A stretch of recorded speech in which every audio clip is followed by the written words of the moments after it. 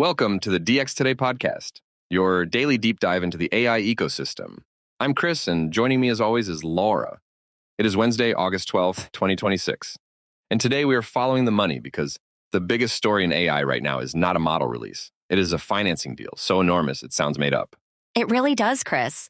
On Monday night, Nvidia announced partnerships with 6 of the most powerful financial institutions on the planet to stand up dedicated financing platforms for AI infrastructure. The stated goal is mobilizing more than $500 billion of third-party capital to fund the compute buildout. That is $500 billion on purpose with a straight face. Before we go anywhere else, name the 6 firms for us, because the roster itself is honestly half the story here. This is not some group of niche lenders taking a speculative flyer on a hot sector. Not even close. We are talking Apollo, BlackRock, Blackstone, Brookfield, Goldman Sachs, and KKR. Between them, these firms manage or oversee well over $10 trillion in assets. When that particular crowd shows up to the same announcement, Wall Street is not dipping a toe into AI infrastructure. It is diving in headfirst. Okay, so what does the word mobilize actually mean in practice? Because there's a very big difference between 6 firms wiring Nvidia $500 billion tomorrow morning and everybody just signing a flattering press release together. Great catch, and that is the first honest caveat of the day.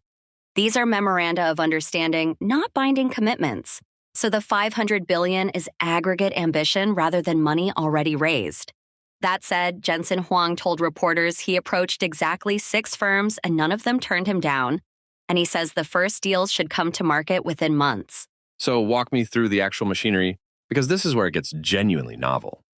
How exactly do you turn a warehouse full of graphics processors into something a conservative bond investor wants to own? The core structure works like this.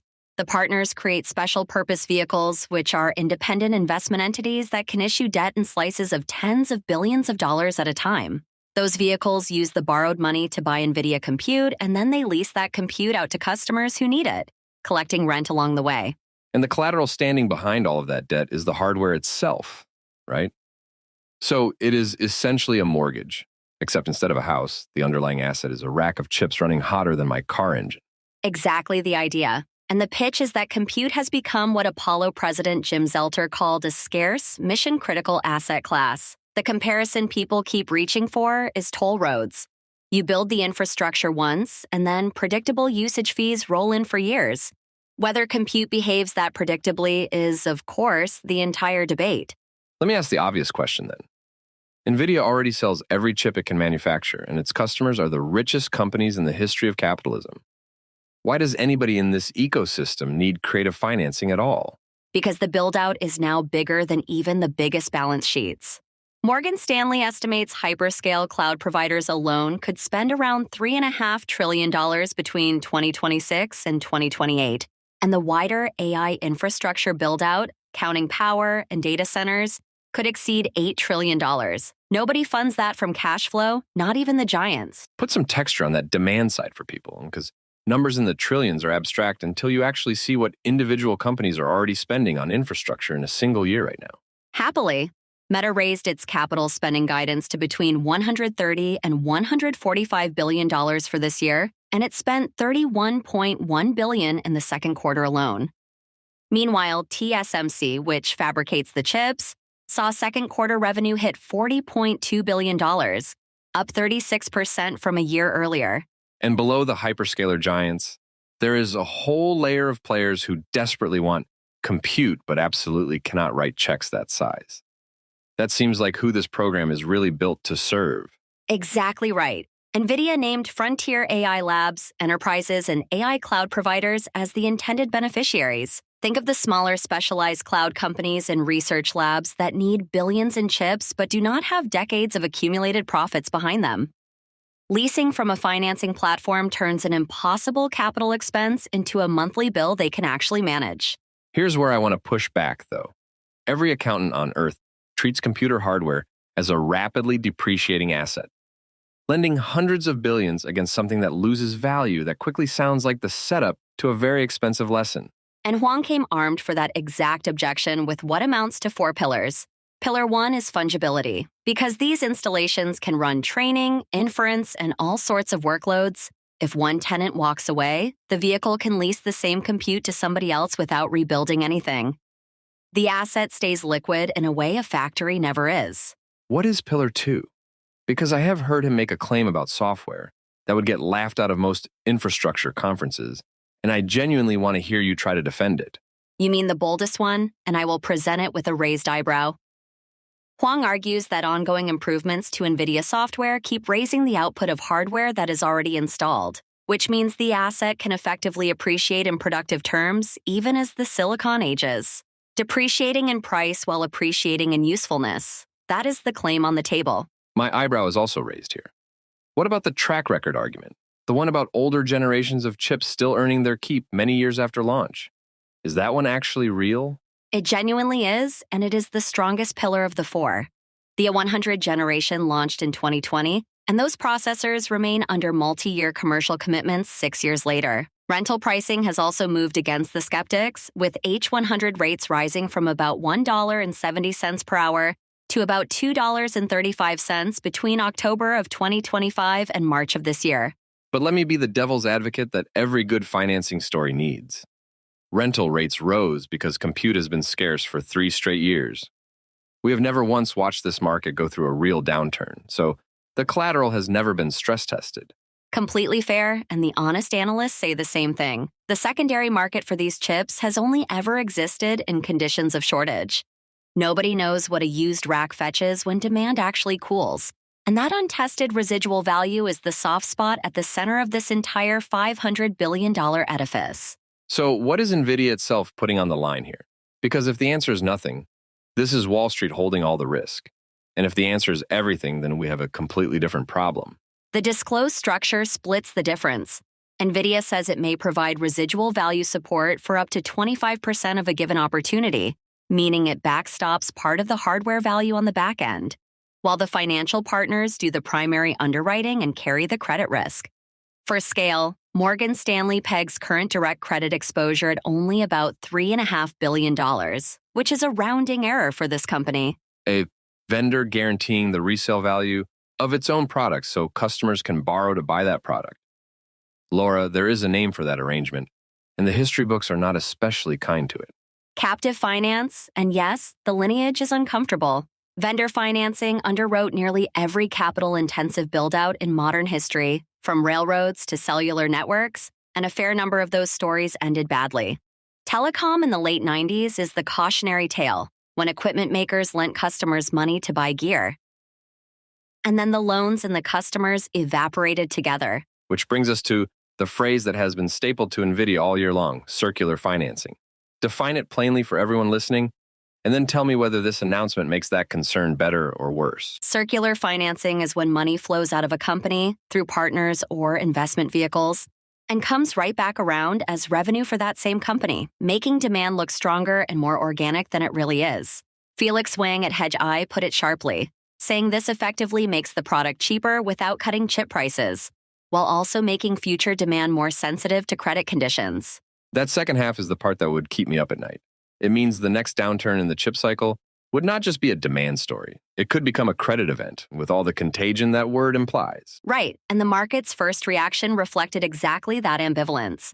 Nvidia shares actually traded down around 2% on announcement day, which is remarkable for a company unveiling $500 billion of potential firepower.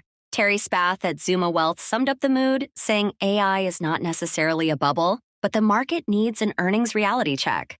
All right, now give me the bull case with real numbers attached. Because Morgan Stanley apparently believes this is not merely defensive financing, but a whole new profit engine hiding in plain sight. They do. Their analysts model a usage-linked revenue-sharing mechanism inside these platforms that could eventually generate up to $51 billion in new annual revenue for Nvidia, at gross margins approaching 100%, since it functions essentially as a royalty on rented compute. They estimate that could lift earnings per share in fiscal 2029 by nearly 10%. Nearly free money layered on top of the chip business itself.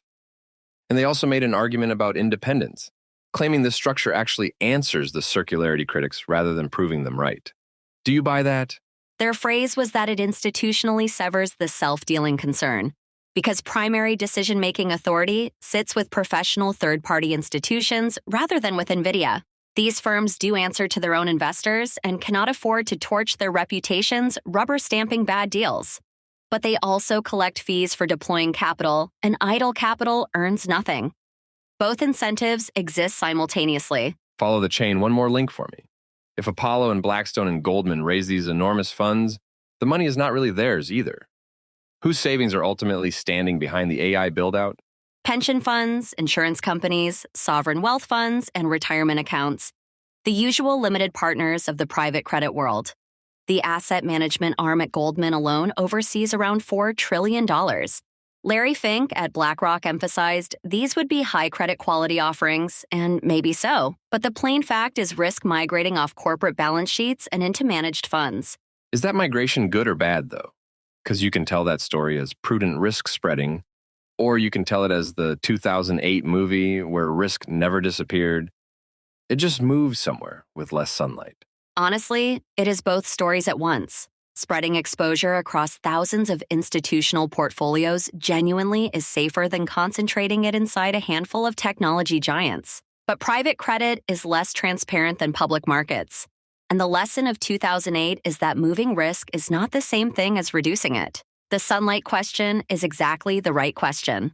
Put this in context with the other mega deals swirling around the same ecosystem right now, because this $500 billion does not exist in a vacuum. There's even more leverage stacking up elsewhere. There is. Reports say Nvidia has discussed backstopping $250 billion of compute leasing for OpenAI at the SoftBank data center hub in Ohio, and separately helping finance $350 billion of chip purchases by OpenAI over the coming years. Add the giant commitment with SK Group in Korea, and the web of obligations keeps growing denser. And it is not just the frontier labs caught up in this. This very week brought a deal showing how far the financialization of compute has already trickled into some truly unexpected corners of the economy. My favorite example, honestly, Riot Platforms, which built its entire business mining Bitcoin, signed a 20-year computing agreement with Anthropic worth about $9.1 billion, supplying roughly 191 megawatts from its Rockdale, Texas facility. Bitcoin miners are becoming AI landlords now. That tells you how valuable powered and connected real estate has become. Zoom all the way out for me. Railroads got railroad bonds, electrification got utility financing, and telecom got its own giant debt machine. Is this simply the moment every transformative technology eventually reaches, where finance industrializes it? I think that is exactly what we are watching, and the history honestly cuts both ways. The fiber glut of the early 2000s vaporized investors, but the fiber itself powered the internet economy for decades afterward. Railroad bondholders got crushed in repeated panics, and the railroads still transformed the country. Infrastructure often outlives the capital that funded it. Cold comfort for the pension fund holding the paper, though. So give our listeners the practical scorecard. What should we all be watching over the next 6 months to judge whether this stays healthy? 4 things. First, whether these memoranda become binding agreements with real dollar amounts attached. Second, whether the first vehicles successfully price their debt when they come to market within months, as Huang promised. Third, whether rental rates and utilization hold up as enormous new supply lands. And fourth, the big one, whether revenue from actual AI applications grows fast enough to service all this new debt. That last one is the whole ballgame, is it not? Every layer of this financing pyramid ultimately rests on businesses and consumers paying real money for AI products at the very top of the stack. It is. The optimistic read is that independent underwriters could finally impose the discipline this boom has lacked, because unlike hype, a bond carries a coupon that must be paid on schedule. If Apollo and friends say no to weak deals, they become a brake as well as an accelerant. If they never say no, we have built a bigger engine with no brakes at all. A $500 billion experiment in whether Wall Street can be the adult in the room. On that perfectly unsettling thought, any final word from you before we wrap things up today? Just this one. Jensen Huang has now turned compute itself into a financial product, and that may prove as consequential as any chip he ever shipped. When historians write about this era of artificial intelligence, I suspect the money plumbing we walk through today will get its own dedicated chapter. Keep your eye on the plumbing, everyone. That's all for today's episode of the DX Today podcast. Thanks for listening, and we'll see you next time.